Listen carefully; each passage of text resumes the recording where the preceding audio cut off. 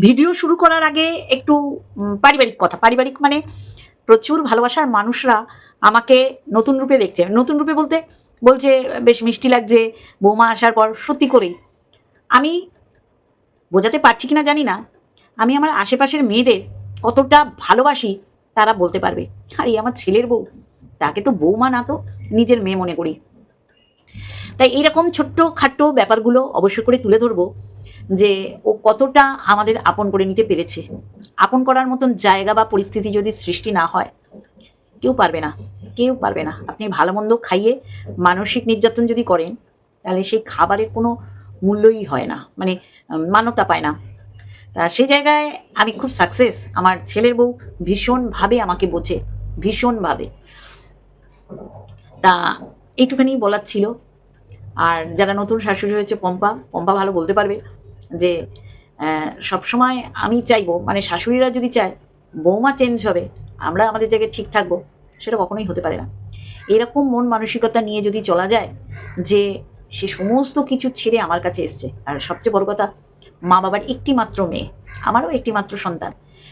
আ তারা একটু অন্যভাবেই মানে আমি বলছি না যে সোনার চামচ মুখে করে জন্মে আতুতুতু, নিচে রাখলে পিঁপড়ে খাবে, মাথায় তুললে উকুনে খাবে। এরকম না হলেও আম মানুষ তো করেছে তার মা-বাবা। একটি মাত্র সন্তান। যাই হোক, তা সত্যি বৌমাদের মেয়ে করুন, চেষ্টা করুন। চেষ্টার ত্রুটি রাখবেন না, সফলতা পাবেন। আর আমি আমার আইডল মনে করি এই বিষয়ে আমার বড় ননাসকে। ওহ! মানে শ্রাবন্তী আমার ভাগনা বউ আ শাশুড়িকে যেমন টেক কেয়ার করে, আমি মামি শাশুড়ি সেম টেক কেয়ার আমার জন্য আসে। আমি যদি ওদের বাড়িতে যাই, মনেই হবে না যে ও বাড়ির বউ। মনে হবে দিদিভাইয়ের একটা মেয়ে। একদম honestly speaking একদম মন থেকে বলছি। কোনো রকম অতিরঞ্জিত বা ভনিতা করে না। আমিও তাই মনে করি। হ্যাঁ, আমার কর্তা ওকে শুধু একটা কথাই বলে, "তোর মাম্মাম", মাম্মাম বলে ডাকে। মাম্মাম straight forward কিন্তু মনটা দারুণ। অনেক, অনেক কাছে চলে এসছে। আর এইটাই যেন থাকে। বড়রা আমার ছেলের বউকে সাথে অবশ্যই ছেলেকে আশীর্বাদ করবেন। এইভাবেই যেন চলতে পারি। আর এই কথাটাও যেন আমি আম কয়েক মাস বা ১ বছর পরে গিয়ে সেম কথাই বলতে পারি। ঠিক আছে? তো এইটুখানি বলার ছিল যে, যারা বলছো, জানো তো ঘুম থেকে উঠেই তো আমার রান্নাঘরে ঢুকতে হয়। রান্না-বান্না ও রান্নাতে ভয় পায়। আর আমার হচ্ছে রান্না প্যাশন। মানে আমার এখানকার মানুষরা জানে যে আমার দুবেলাই রান্না করতে হয়। তারপরে কখন করি? একটু রাত হয়। এই যে প্রচারে এখন নামছি, এখন তো পুরো প্রচারেই ব্যস্ত আছি ক্যান্ডিডেটকে নিয়ে। নিজের রাজনৈতিক পরিধি সবাই জানো, যারা করে যেমন দিশানি আগরওয়াল, সে জানে, বোঝে। তারপরে আমার নিজস্ব একটা জগৎ আছে। তারপরে আমার সংসার। এত কিছু করার পর যখন আমি রান্না সেরে, রান্না করতে, করতেই যখন ওই ৯:৩০ সময় কারণ ছেলে তখন বেরিয়ে যায়, তখন আমরা ৩ জনে চা খাই। সেই চাটা ও করে, যেটা আগে আমাকে করতে হতো। এটা তো উপরি পাওনা, তাই না? ভালো আছি। সত্যি করে বলছি, মন থেকে বলছি ভালো আছি। সবসময় আমি মনে করব আমি শাশুড়ি, স্যাক্রিফাইস সে করবে না আমি করব, এটা বললে কিন্তু কখনো হয় না। আর সবচেয়ে বড় কথা বাচ্চা মেয়ে তো। তা আমার সন্তানকে আমি যেমন টেক কেয়ার করি, ওকে কেন করব না? ও ভালো থাকলেই কিন্তু আমার ছেলে ভালো থাকবে। এই এই লজিকটা যদি কারো মাথায় ঢুকে যায়, এই কেমিস্ট্রিটা যদি কেউ বুঝতে পারে যে আমার ছেলে ভালো থাকবে তাতেই, সেটাই আমি করব। না কোনো রকম অন্যায় আবদার না। অবশ্য করে বোঝাতে পারছি। তো সেই জায়গায় দাঁড়িয়ে আমার বউ খুব ভালো হচ্ছে। বউ না, ওকে আমি তুতুল বলে ডাকি, ওর নাম তুতুল। আর আমার হাসব্যান্ডকে তো ও পাপা ডাকে না। "পাপা, পাপা এটা লাগবে। পাপা ওইটা, পাপা ওইটা।" মানে আমি জানি না ওর বাবাকে কতবার বাবা বলতো। বাবার প্রিয় ছিল, এখনো আছে। কিন্তু আরেকটা পাপা বা বাবা পেয়ে ও অনেক খুশি। চলো অনেক বলে ফেললাম। অল্প করে বলবো। একটা দিন আমি লাইভে এসে আমার বৌমা মানে তুতুলের সাথে আপনাদের পরিচয় করে দেবো। চলো, আজকে যে বিষয়টার উপর আমার ভিডিও, সেটা সত্যি করেই মারাত্মক বিষয়। এই যে আমি বলি না, অতীতকে কেউ ভোলেনি বা কেউ ভুলতে চাইছে, এইরকম ঢং করলেও যে সে ভুলে গেছে সেটাও হতে পারে না। আর আমাদের ওয়াইটিতে মন্দিরার যে গত ৩ বছর আগেকার যে অতীত, সেটা মন্দিরা বললাম না, মন্দিরা ভুলতে দেয় না। তার দালাল, দালাল বলাতে মনে পড়লো, জোর করে কিচ্ছু হয় না। জানিস তো টক্সিক? জোর করে কিছু হয় না। আর এই ডায়লগটা তোমার মন্দিরা বোনই দিয়েছিল, যে জোর করে কোনো কিছুই হয় না। সেই কথার পরিপ্রেক্ষিতে বলবো, জোর করে দালাল ট্যাগটা তোমার শরীর থেকে তুমি মুছতে পারবে না। ওটা খোদাই করা হয়ে গেছে। দালালি কোন লেভেলে গিয়ে করতে হয়, কতটা নিচে নেমে গিয়ে করতে হয়, সেটা টক্সিক আমাদের দেখিয়েছে। আজকে বলছে ওয়ান অ্যান্ড অনলি আমাদের ওয়াইটিতে একমাত্র দালাল কিমা, তাই তাহলে দালালিটা আজকের দিনেও করতো, কিন্তু তাকে দেখছি দালালিটা আজকের দিনেও করে যেতে। সেটা হচ্ছে অনলি ওয়ান টক্সিক নেই। সে দালালি করতে করতে ভেতরের খবর জানি বলে ছোট মায়ের সাথে মন্দিরার যে কি, মন্দিরা না বলে কি করে ও জানবে? মন্দিরা যেমন ওর ননদ সম্পর্কে বলেছে, ও বলছে না যে টক্সিক। হ্যাঁ, ওর ননদকে আমি সামনে থেকে দেখেছি। ওর ননদ প্রশ্ন করেনি তুমি কি করে জানলে যে আমি যাকে ভাই পাতিয়ে রাখি পরিয়ে ফোঁটা দিয়ে তাকে বিয়ে করেছি, তাকে নিয়ে আমি লেপের তলায় কাটিয়েছি, তুমি কি করে জানলে? হ্যাঁ, জানার তো কথাই, কারণ ওর বৌদি বলেছে। জুতো দিয়ে মারিনি তোকে? সোমনাথের বোন তোকে জুতো দিয়ে মারিনি? যে অসভ্য একটা নোংরা হতচ্ছাড়ি, কি করে সাহস পাও আমাদের এইখানে আসতে? আসবে না কেন মন্দিরা ডাকলে? যাই হোক, এটাই মন্দিরা। আবার এটাও মন্দিরা যেটা আমি আজকে সোনালি সোনালি দিনে সোনালি সোনালি রঙে সোনালি গ্লিসারিন সাবানের অ্যাডের সময় এটা দিত। সোনালির কমেন্ট তো পড়বই, তার আগে যে কমেন্টটা আমার পড়ার দরকার সেটা হচ্ছে মাই বেঙ্গলি কিচেন। সে কি অন্যায্য কি অন্যায় কথা বলেছে আপনারা শুধু বলবেন। আর সেইটা মন্দিরার কোন কোন জায়গায় গিয়ে তোর কোন কোন জায়গায় ব্যথালো বান্ধবী ললিতা, তোর কোন কোন জায়গায় খোঁচা দিল, এই কমেন্টটা, যার কারণে ও খেপে গিয়ে সোমনাথ আমার শুধু আমার, কি ডায়লগ কি ডায়লগ, জীবনটা সিনেমা করে ছেড়ে দিল। চলো দেরি নয়, মাই বেঙ্গলি কিচেন তার কমেন্টটা পড়ি, তারপর সোনালিটা লাস্টে পড়বো। আর সোনালিরও নিশ্চয়ই এই কমেন্টের উপর বক্তব্য আছে নাকি? ও তো কোনো খারাপ কথা বলেনি, যা দেখেছে ভিডিও টু ভিডিও সেগুলো বলেছে, তাই না? এরা জায়গায় জায়গায় উচিত অনুচিত কথা বলতে ভুলে যায়। খুব খারাপ লাগলো আজকের ভিডিও দেখে। তোমাকে কিছু কথা বলি বোন, কোনো বাজে রকম সম্ভাষণ না, কোনো রকম ভৎসনা না, কোনো রকম খিল্লি না, কোনো রকম কটূক্তি না। এক, কত টাকা ঘুরতে গিয়ে খরচ করো তুমি, আর তোমার হাজবেন্ড অসুস্থ, তাকে একটা গাড়ি রিজার্ভ করে তো নিয়ে যেতে পারতে। কত অনুষ্ঠানে কত মূল্যবান উপহার দাও, আর আজ ছেলেটা অসুস্থ, এই অবস্থাতেও বাইক চালিয়ে নিজের এতটা পথ যেতে হলো। 2 নাম্বার, প্রচণ্ড রোদের মধ্যে বা ঠান্ডার মধ্যেও বাইকে করে ঘুরতে যাও তোমরা, খুব ক্লান্ত হয়ে পড়েছে তোমার হাজবেন্ড, তার জন্য তুমি অনেক দায়ী। 3, তোমার প্রচণ্ড ইনডিসিপ্লিন লাইফস্টাইল আর আনহেলদি খাওয়া দাওয়ার জন্য তোমার হাজবেন্ড অসুস্থ হয়ে পড়েছে দিন দিন। 4, তোমার স্বেচ্ছাচারী জীবনযাপন, পরকীয়ার সংক্রান্ত বিষয় সব কিছু নিয়ে ভেতরে ভেতরে দগ্ধ হয়েছে তোমার হাজবেন্ড। মানসিকভাবে দগ্ধ হতে হতে শরীরের নানা রকম রোগ ধরে। তোমার এই স্বেচ্ছাচারী জীবনের সাথে তাল মেলাতে গিয়ে অসুস্থই হয়ে পড়েছে ছেলেটা।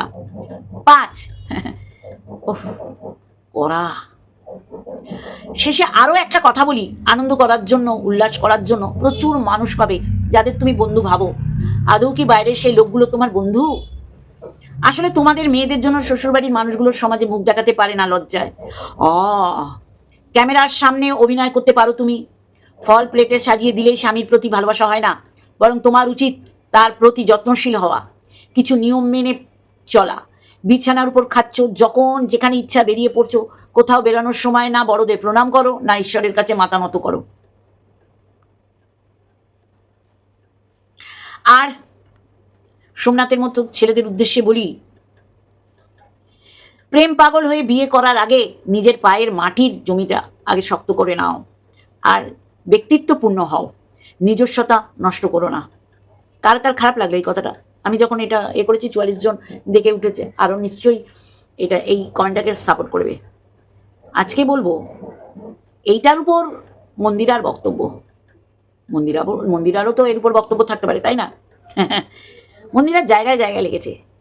মন্দিরা এই যে অতীতকে নিয়ে নাড়াঘাটা, তুমি তো করে দিচ্ছ, সময় সুযোগ সমস্ত বার করে দিচ্ছ। আজকে সোমনাথের এই অসুস্থতার পিছনে কে দায়ী, কি কারণ আছে এর পিছনে, দায়ী হওয়ার কি কারণ আছে? তারপর এরকম টক্সিক নেরি যাকে দালাল হিসাবে রেখেছো আগেও এখনো, মানে ওর চাকরিটা তুমি খেতে পারোনি, আবার তুমি এই চাকরিটা ওর কাছে কত প্রিয় বুঝে সেই চাকরিতে বহাল তবিয়েতে তাকে রেখেছো, আগেও রেখেছো, 3 বছর আগেও, এখনও রেখেছো। তা মন্দিরার কমেন্টটা শোনো, অ্যান্সার ব্যাক করেছে। লেখাটা পড়ে যা বুঝলাম, আমার স্বামীর প্রতি আমার থেকেও 100 গুণ দরদ আপনারই বেশি।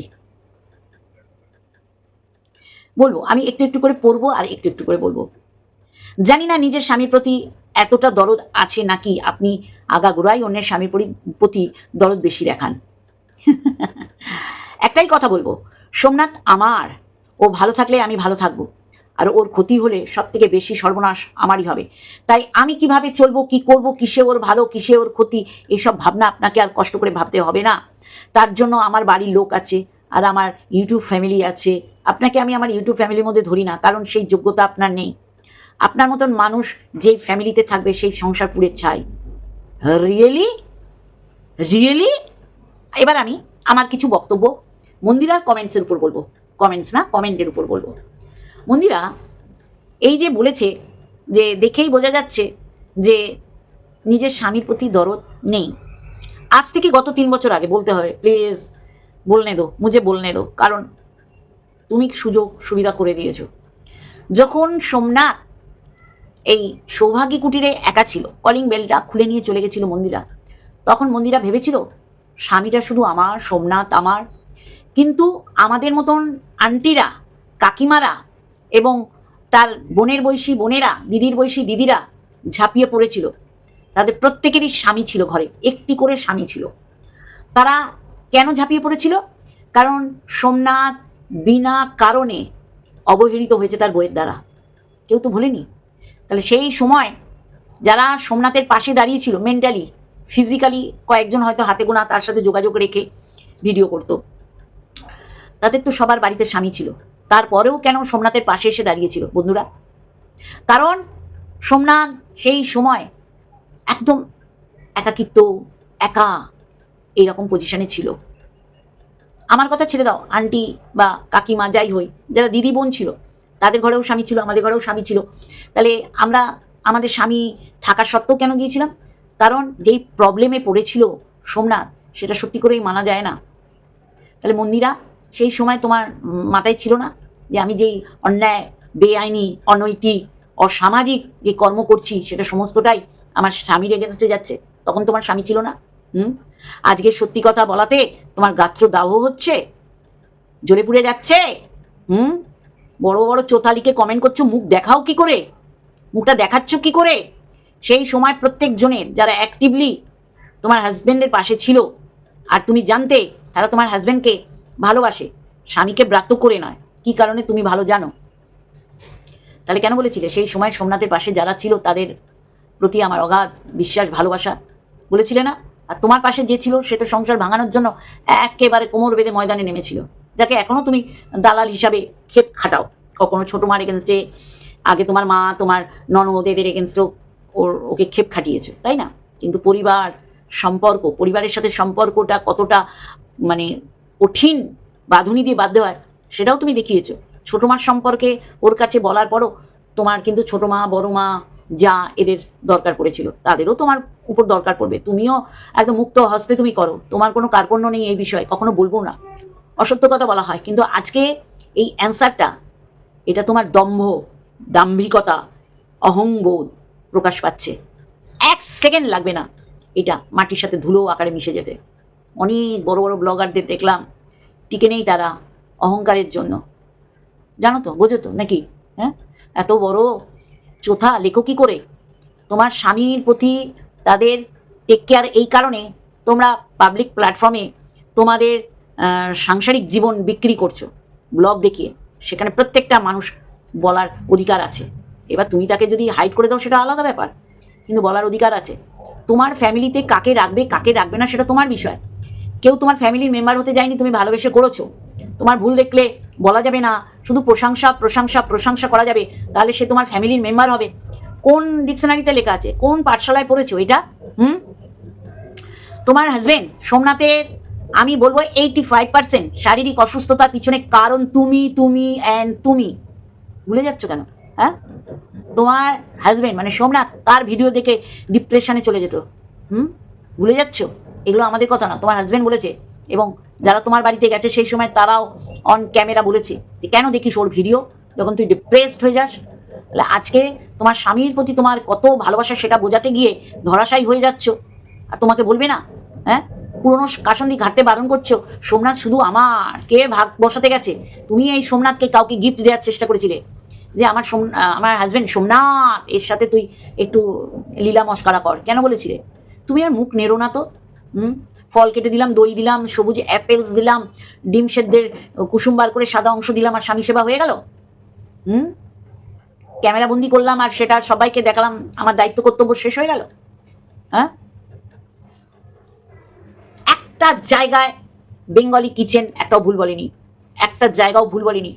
আসলে তোমার নিতে কষ্ট হয়েছে, সত্যি কথা তো, নিতে কষ্ট হয়।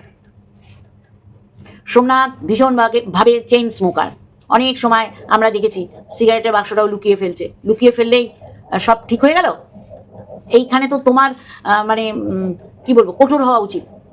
তাহলে তুমি অ্যান্সার ব্যাক করে বুঝিয়ে দিলে যে বাড়ির স্বামীকে টেক কেয়ার করে, তো প্রত্যেকজন টেক কেয়ার করে, তুমি তাকে নগ্ন করার চেষ্টা করছো, নিজে একটা সম্পূর্ণ একটা নগ্ন নারী, জামা কাপড় খোলা নগ্ন নারী বলিনি। তাহলে তুমি বড় বড় ফুটানিকা ডিব্বা, ফুটানিকা বাত মারছো এখানে বসে। কে ভাই চুলের গার্ডার পড়ে গেছে, বারংবার বলছে আমার গার্ডার পড়ে গেল, আমার গার্ডার পড়ে গেল, আমার গার্ডার পড়ে গেল, আমার গার্ডার পড়ে গেল, আমার গার্ডার পড়ে গেল, আমার গার্ডার চাই চাই চাই। কে বলে? সেই তো তুমি নেমে কিনলে, তাহলে ওই কিনেই হয়ে যেত। তুমি যেন তোমার হাজব্যান্ডকে নিয়ে গেছো অ্যাপোলোতে, যত না সেই বিষয় কনসেন্ট্রেশন করেছো, তত তার থেকে বেশি কনসেন্ট্রেশন করেছো গোলাপি গার্ডারের প্রতি। তা সে তো কিনেছো, এমন না যে দুঃখে তুমি না কিনে বাড়ি চলে এসছো। তাহলে এই মানুষ এইগুলো দেখে, এইগুলোর উপরই বলবে। কি বন্ধুরা, আমি একটাও ভুল বলছি?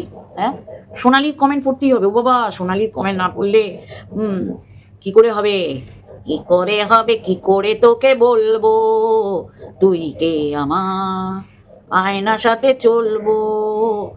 দাঁড়া, ওটা তো আমি এমনি গান গাইলাম, সোনালির কমেন্ট পড়তে হবে না? এই কি রে বাবা, সোনালি সোনালি দিনে, সোনালি সোনালি রঙে, সোনালি রেগে যাবে। হ্যাঁ, আমাকে নিয়ে এসব ছেলেখেলা হচ্ছে। আমি বলবো যে হ্যাঁ, এটা সোনালি, সোনালি গুপ্তা।